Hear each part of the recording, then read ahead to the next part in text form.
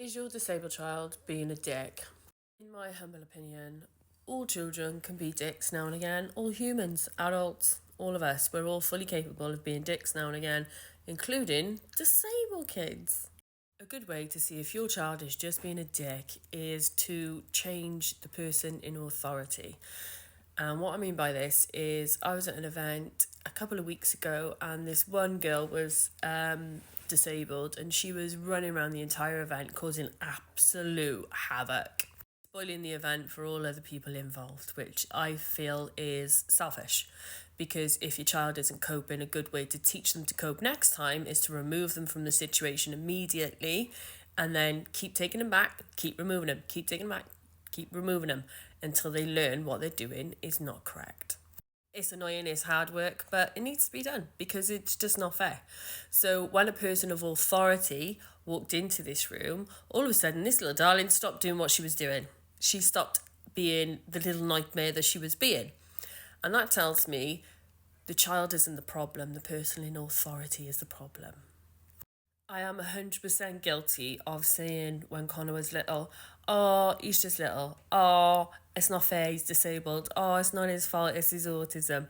Fully guilty of doing that until someone turned around to me one day and said, nobody else is going to tolerate your little darling being a shit.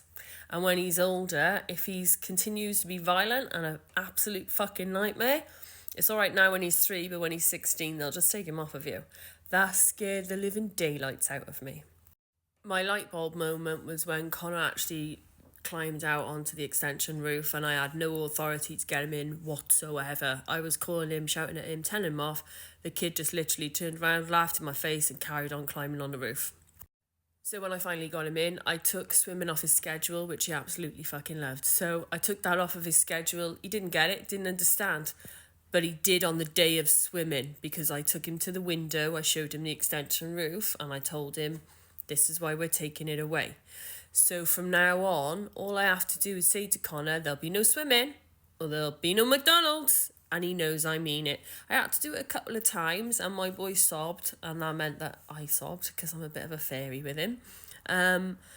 But yeah, I do have some form of discipline over my child now. A good one is 2-minute timers as well. Don't go too nuts, like 5-10 minutes. They won't have the comprehension or the tolerance for that. But a little 1 minute or a 2-minute timer, they can come in really handy because you can carry them everywhere with you.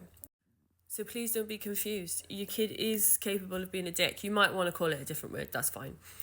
But they are completely capable of being this. They have hormones, teenage hormones, the terrible twos. They're going through all of that as well. They're not just autism or just their disability.